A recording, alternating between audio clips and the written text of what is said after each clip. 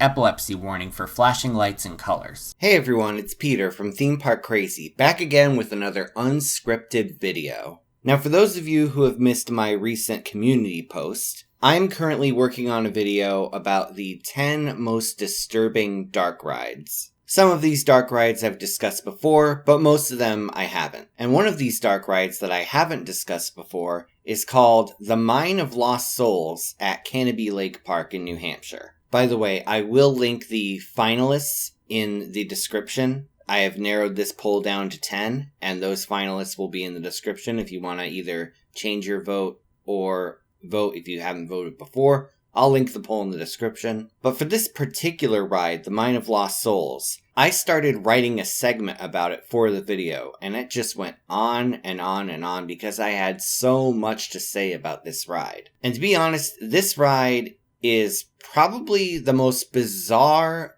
dark ride I have ever seen. Now, I have been to Canobie Lake Park before. I went all the way back in 2017, but I was more focused on roller coasters at the time.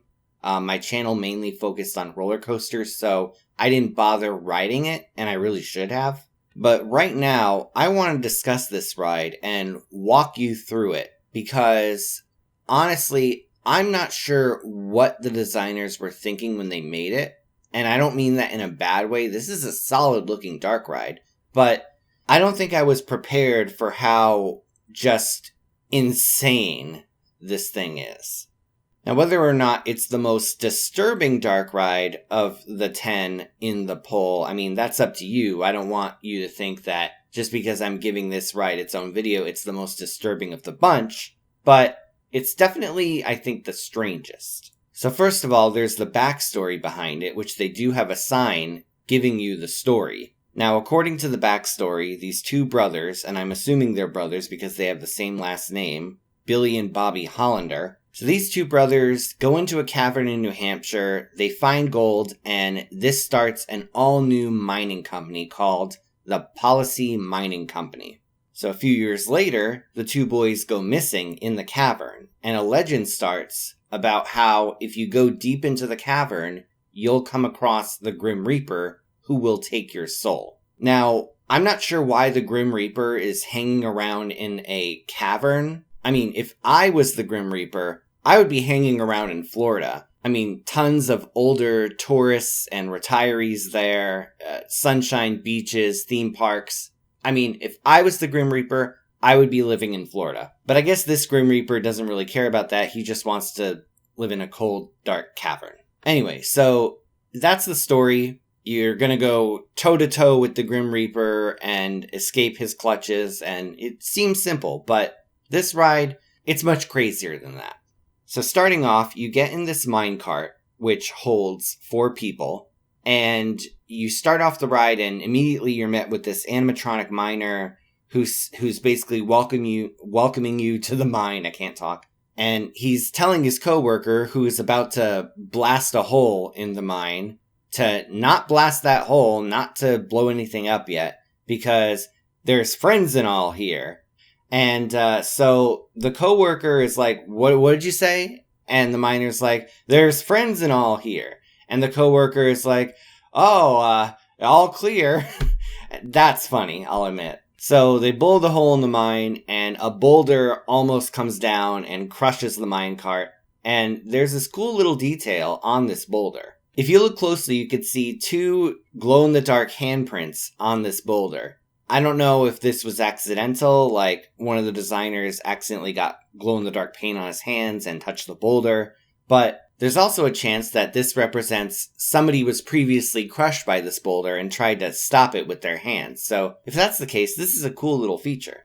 Moving on, you then enter the mine, and there's this cheerful song playing in the background, this cheerful, country folk song playing in the background, and it sounds cheerful. Way down in the mine, 1 strike, 2 strikes, 3 strikes, 4, lift that pig and strike that Oregon. But if you really listen to the lyrics, there's something that sticks out.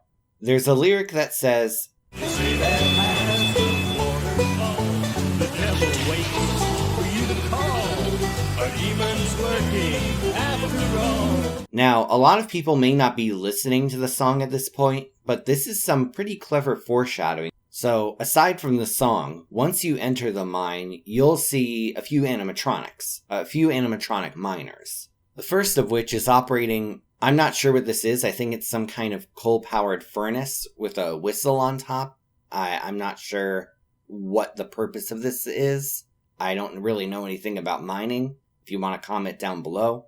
But after this, you'll see a man in a minecart come out towards your vehicle. And this isn't really a jump scare because you can see him from pretty far away. But his face, something about his face is really unsettling. I don't know how old these figures are, but the face that this miner has, it gives a kind of an ominous feeling.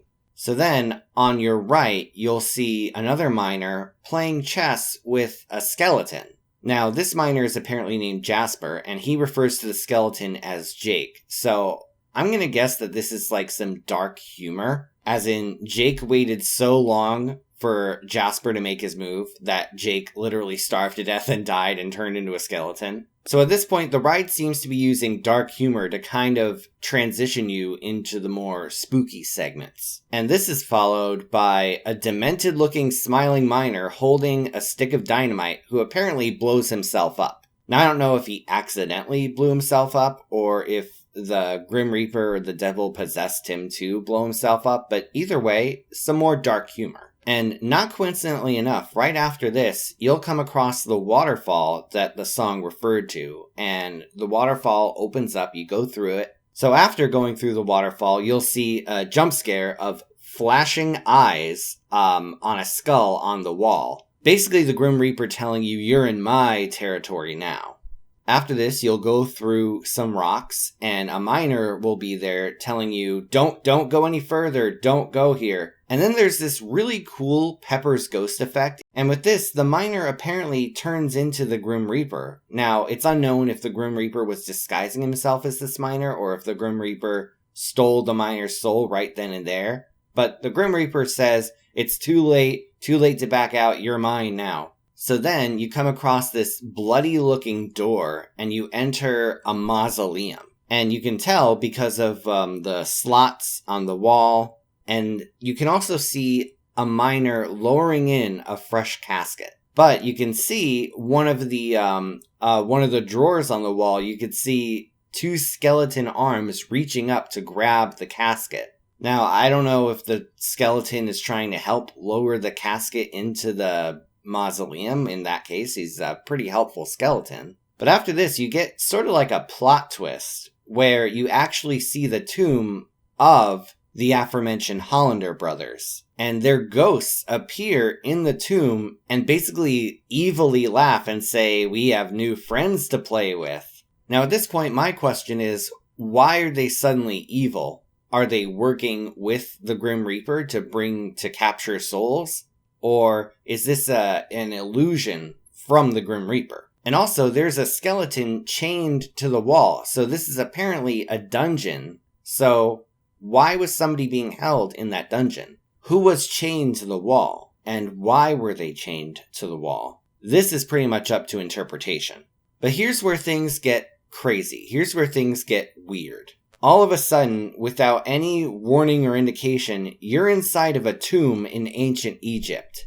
There's a death mask on the wall that says you're in the Valley of the Doomed and to beware the Pharaoh's curse. I was under the impression that we were supposed to be in a mine in New Hampshire. What does ancient Egypt have to do with New Hampshire? Unless there are pyramids in New Hampshire that I'm unaware of. If you're from New Hampshire, feel free to comment down below.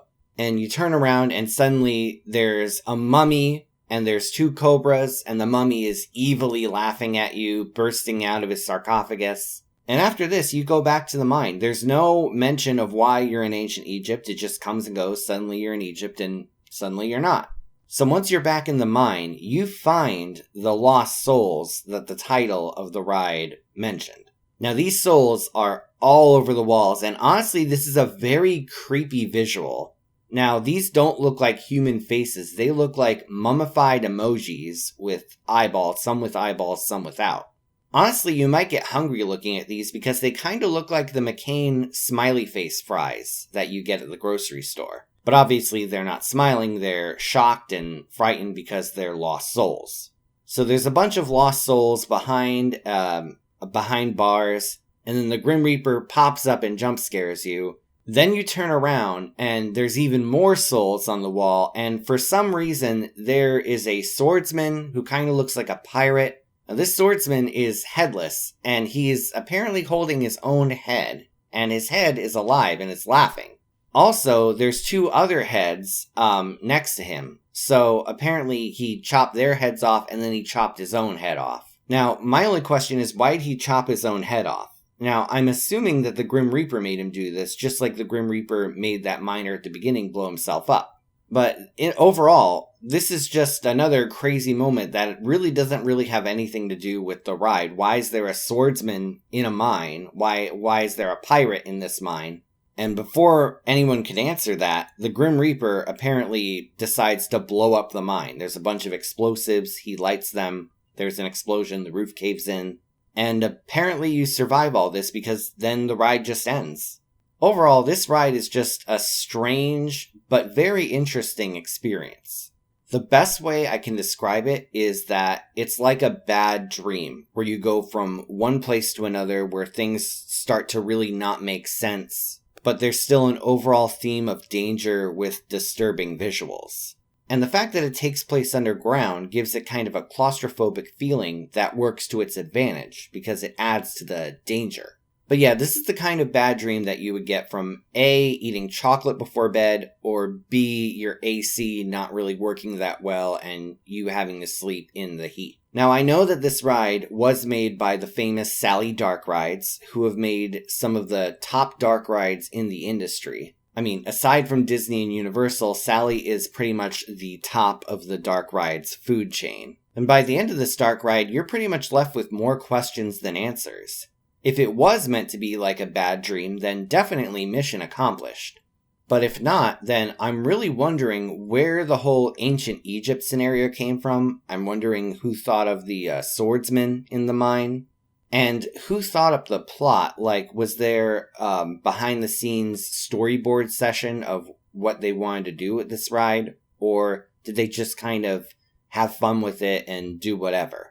For this reason, for all these reasons, this is probably the most fascinating dark ride I've seen. Like, there's so much mystery behind it. There's so many questions that are unanswered. And apparently, fittingly enough, Stephen King, the famous author Stephen King, actually rode this ride and used it and Canobie Lake Park as a whole as inspiration for his book Joyland. And this is especially fitting because if you're aware of the works of Stephen King, this is basically like a Stephen King book, this whole ride. You've got some genuinely disturbing moments mixed in with some bizarre moments that seem to come out of left field. This ride is basically a Stephen King dark ride. And that is just awesome. Now, if you know anything about the story behind this ride, or if you have any sources about its development, feel free to let me know in the comments below. That all said, be sure to vote in my poll for the most disturbing dark ride. And that all said, this is Peter from Theme Park Crazy, and I'll see you soon.